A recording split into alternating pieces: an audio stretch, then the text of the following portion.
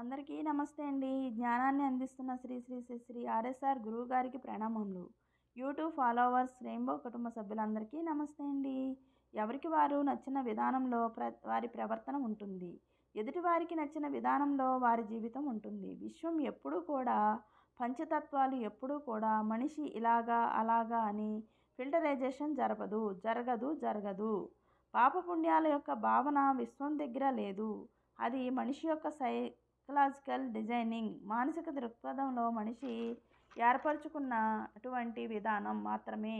సత్యానికి ధర్మానికి ప్రశ్న లేదు, జవాబు మాత్రమే ఉంది. ధర్మం ఎప్పుడు కూడా సైలెన్స్, ఎప్పుడు కూడా వైలెన్స్ ఉండదు.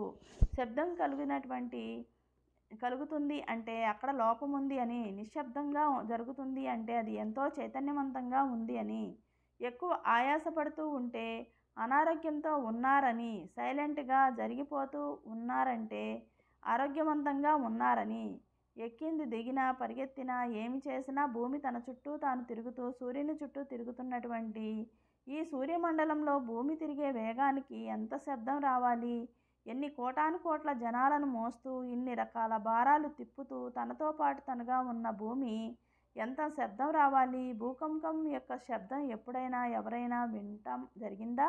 అలాగే మనకి జరుగుతూ ఉంటాయి. ఉరుములు, పిడుగులు, మెరుపులు, పిడుగులు వీస్తూ ఉంటాయి. భీకరమైన శబ్దం గుండెల్లో దడ వచ్చేలాగా ఘర్షణ జరిగితే వచ్చేటటువంటి రాపిడి యొక్క శక్తిని మనం భరించలేము.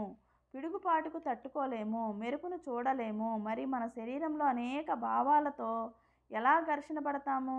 ప్రేమకు ఘర్షణ లేదు, తత్వానికి ఏ ప్రోగ్రాం లేదు, మంచి చెడుల యొక్క మార్గం అనే భావనతో పని లేదు.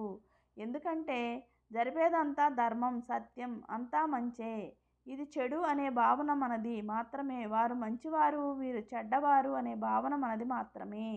ప్రేమలోకి నిజంగా అలవడిన వారు, అలవర్చుకున్నవారు, ప్రేమతత్వాన్ని ఎదుట ఉన్నవారు పొరపాటును కూడా మైనస్లోను పొరపాటును కూడా పడరు. ప్రేమతత్వాన్ని కప్పిపెట్టిన దాచిపెట్టింది ప్రేమ ఎప్పుడూ కూడా వారికి అంతఃకరణలో దాచి ఉంచిద్ది. చైతన్యవంతంగా గాయపరచదు, కష్టపరచదు. ఆ ప్రేమ ధర్మానికి ఉంది, ఆ ధర్మం సత్యంలో ఉంది. సత్యం ధర్మం కలిసి ప్రేమ మమేకత్వమైనటువంటి తత్వంలో ఉంటే వారి నడవడిక అనే ప్రత్యేకమైన ప్రోగ్రాంతో పని లేదు. బయటకు వెళ్ళిన మనిషి కాళ్ళు కడుక్కొని రావాలి, ఇది భావన. తప్పేమీ కాదు. ఆరోగ్య సూత్రాలు అవన్నీ ఆరోగ్యపరంగా సాంప్రదాయంలో పద్ధతిగా పెట్టారు, కానీ అది అన్ని ఏరియాలలో కుదరదు. బాగా మంచు ప్రాంతాల్లోకి వెళ్ళి బయట నుంచి వచ్చి కాళ్ళు కడుక్కొని పోవాలి. బకెట్ నీళ్లు అక్కడ ఉన్నాయి, కాళ్ళు కడుక్కొని రా అంటే కుదురుతుందా? కుదరదు, గడ్డ కట్టుకుపోతాయి. లోపలికి వెళ్ళి ఆ షూస్ కానీ సాక్సులు కానీ విప్పుకోవాలి, కుదరదు. ప్రాంతాన్ని బట్టి ఒక్కలాగా ఉంటుంది. అది తప్పేమీ కాదు, ప్రోగ్రాం అది. వెరసి ఏదేమైనా పద్ధతి అనేది, ప్రేమ అనేది మనం అనుకున్నది, మనం పెట్టుకున్నది ఖచ్చితమైనది కావు. ఇది మన అవసరం కోసం, కొంతమంది వ్యక్తిత్వ స్వార్థం కోసం ఏర్పరచుకున్న విషయాలు. దాని వలన మానవాళికి మంచి జరుగుతుందంటే, సమాజానికి మంచి అంటే ఆచరించవచ్చు, తప్పు లేదు.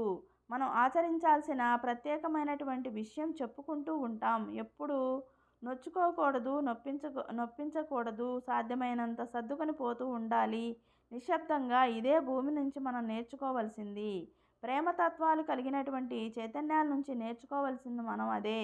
ఓర్చుకొని సర్దుకొని పోతూ ఉంటే ఆ ప్రేమ ప్రతిదాన్ని కూడా గెలవడానికి సాధ్యం ఉంది. ఎంత కఠినమైనటువంటి మనిషినైనా, ఎంత కఠినమైన విషయాన్నైనా గెలవగలిగే సమర్థత మన మాటకు, మన చేతకు ఉండదండి.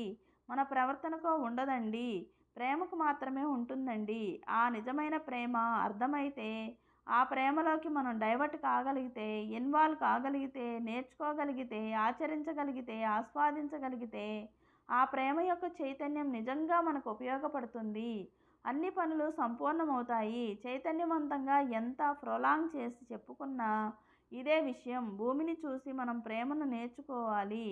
24 అవర్స్ ట్రై చేయమన్నా ఎంతవరకు చేశారో మీకే తెలుసు. అట్లాగే భూమి పొరల్లో ఉన్నటువంటి నీటిని చూసి ఎంత నేర్చుకోవచ్చు మనం. మలినాలని కూడా ఇస్తున్నాము. ఆ మలినాలని ఏమైపోతున్నాయి? తిరిగి మినరల్స్గా మారి బయటకు ఎలా వస్తున్నాయి? శరీరంలోకి తాగుతుంది. 4 లీటర్లో 3 లీటర్లో 5 లీటర్లో ఎవరి సామర్థ్యాన్ని కొద్ది వారు తాగేది మినరల్, వదిలేది టాక్సిన్. మలినాలు, వ్యర్థాలు, మరి అవన్నీ కూడా ఎంత భరిస్తే, ఎంత ఫిల్టరైజేషన్ చేస్తే తిరిగి మంచినీరుగా మారి బయటకు వస్తుంది? ఇంతకంటే అద్భుతమైన చైతన్యం ఎక్కడ అర్థమవ్వాలండి? ఏ దైవంలో ఈ ప్రేమను చూస్తారు? ఏ వ్యక్తిలో ఈ ప్రేమను చూస్తారు? బ్రతికినంతకాలం చెడుని తీసుకొని మంచిని ఇచ్చే ప్రేమ ఉన్నంతకాలం, అదే మనం ఉన్నంతకాలం. ఎందుకంటే సత్యం ఎప్పుడు, ధర్మం ఎప్పుడు ప్రోగ్రాంలో ఉంటుంది. ప్రోగ్రాం చేసుకున్నాం కాబట్టి ప్రోగ్రాం పరిపూర్ణం కాగానే 100 ఏళ్ళు అని పెట్టుకున్నాం. మన సంవత్సరాలకి అయిపోయింది. కానీ వాస్తవంలో ఉన్నవి నీరు అలాగే ఉంది, భూమి అలాగే ఉంది, మనిషి ప్రారంభం నుంచి మనిషి ఎండింగ్ వరకు అలాగే ఉన్నాయి. అన్నీ కారణం ప్రేమ ఉంది, చైతన్యం ఉంది, ప్రేమతో కూడిన మమేకత్వం ఉంది. స్వార్థం లేదు, ప్రోగ్రాం లేదు, శక్తి మాత్రమే ఉంది. బలహీనత అనేది లేదు. మన దగ్గర ఉన్నది మొత్తం బలహీనతలే. ఇది కూడా మన ప్రోగ్రామే అనుకోండి. కానీ భూమిని, భూమి పొరల్లో ఉన్నటువంటి నీటిని, వాయుశక్తిని, అగ్నిశక్తిని, ఆకాశశక్తిని గమనించగలిగితే ప్రేమ యొక్క విలువ, ప్రేమతత్వం అర్థమవుతుంది. అన్నీ కలిపి ఎలా పనిచేస్తూ ఉన్నాయో, అన్నీ కలిసికట్టుగా ఏకరీతిగా మనిషి అవసరమైన విషయాలు, ప్రాణికి అవసరమైన విషయాలు చూస్తూ ఉన్నాయో, అందులో కొంచెమైనా మనం నేర్చుకుంటే మన కుటుంబాలు బాగుంటాయి, మనం బాగుంటాం. మన ఈ ప్రయత్నం సఫలీకృతం అవ్వాలి. ట్రై చేయండి. ధరణి ప్రేమను, వాయు ప్రేమను, నీటి ప్రేమను చేయండి. ఒకదానికొకటి ఎంత మమేకత్వమై ఉన్నాయో, విడిచినటువంటి చెడంతా కూడా వెంటనే భూమి అబ్జర్వ్ చేసుకుంటుంది. నాకెందుకులే అనుకోదు, తను స్వీకరించేస్తుంది. తిరిగి భూమి పొరల్లో నుంచి వచ్చేది ఏదైతే ఉందో, ఆ నీటిలో ఉన్నటువంటి వేస్ట్ ఏదైతే ఉందో, వేస్ట్ రాకుండా భూమి పొరలు ఆపేస్తాయి. ఎంత అద్భుతమండి, ఎంత అద్భుతం! మనకి మినరల్ వాటర్ అని పెట్టుకున్నాం. ప్లాంట్లు ఇంట్లో ఒకటి బిగించుకున్నాం. దాని లోపల జరుగుతున్న ప్రక్రియ అదే. ఫిల్టర్ చేస్తాయి. అదే ఫిల్టరైజేషన్ భూమి చేసి పంపిస్తుంది. ఆ నీటిలో ఉన్న శక్తినికి మహాద్భుతం. అదే భర్తలో, భార్యలో అదే తత్వాన్ని చూడగలిగితే, స్వార్థం లేని నిస్వార్థమైన అతన్ని చూడగలిగితే, ఆ తత్వానికి ఉన్న ప్రేమను గనక ఈ వ్యక్తిత్వంలో చేర్చగలిగితే కుటుంబాలు ఎలా ఉంటాయో ఆలోచించండి. వివాదమే లేదు, శబ్దమే లేదు, ఏ గొడవ లేదు, అరుచుకునేది లేదు, కేకలేసేది లేదు, పోట్లాడుకునేది లేదు, రక్కుకునేది లేదు, కేసులు పెట్టుకునేది లేదు, కోర్టుల చుట్టూతా తిరిగేది లేదు. ఎక్కడ ఏ మూడో మనిషి చెప్పాల్సిన అవసరమే లేదు. ఇది జ్ఞానం, ఇది ప్రేమ, ఇది తత్వం. మనతో మనల్ని నిర్మించిన చైతన్యానికి ఉన్న వాస్తవం. అది ఒక్కటే ఉంటే చాలు మనకి. మన జీవితం ధన్యం, ధన్యం, ధన్యం. మూడవ అవసరం లేదు. ఒకవేళ మీ ఫ్యామిలీస్లో, మీ వ్యక్తిత్వ జీవితంలో తాల్లో మీ యొక్క అవసరాలేమైనా వస్తున్నాయేమో చూడండి. వారికి సర్దుబాటు చేయండి.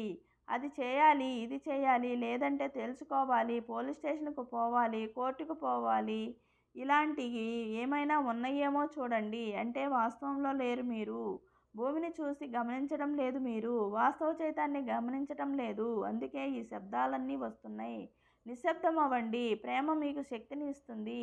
ప్రేమ మీకు ప్రశాంతతని ఇస్తుంది. ప్రేమ మీకు ఏం కావాలో మీ శరీరానికి, మీ అంతరంగానికి అన్నీ ఇస్తుంది.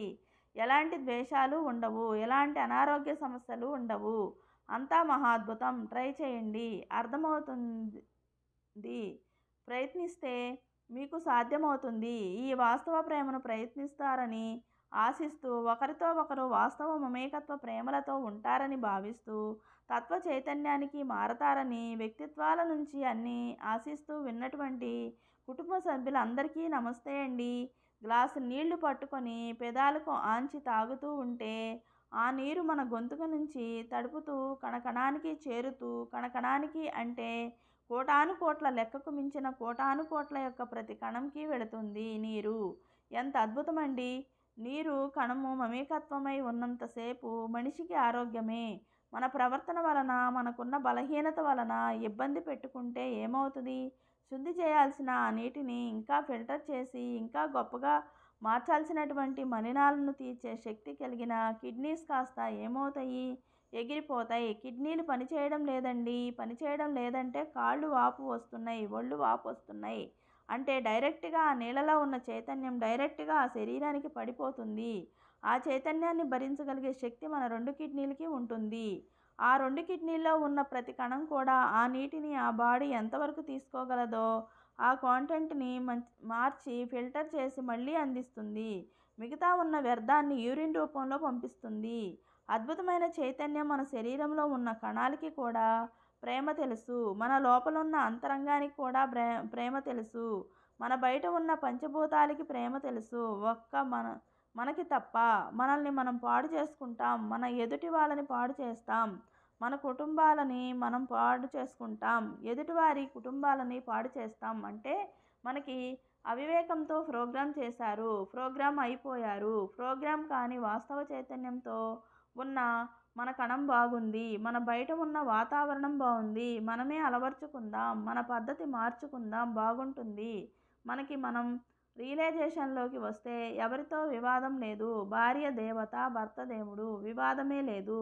తల్లిదండ్రులు వాస్తవ దైవాలు. మన శరీరం లోపల ఉండి పనిచేస్తున్న దైవ చైతన్యంకి మనం లాక్ అయ్యాము. మనల్ని ప్రేమిస్తుంది మన లోపల ఉన్న శక్తి. ఆ శక్తిని కనుక మనం ప్రేమించగలిగితే బాహ్యమైనటువంటి అనవసరమైన తుచ్చమైన విషయాలను కాకుండా నిజమైన తత్వాన్ని ప్రేమించగలిగితే అసలు ఏ సమస్య లేదు. మహాద్భుతం. అది ఊహిస్తుంటేనే ఒళ్ళు జలదరిస్తుంది. మహాద్భుతమైనటువంటి ఆనందం అది. ప్రశాంతత ఎక్కడుంది? ఎవరి జీవితంలో ట్రై చేద్దాం, ప్రయత్నిద్దాం. అందరికీ నమస్తే అండి. సుఖీ భవ.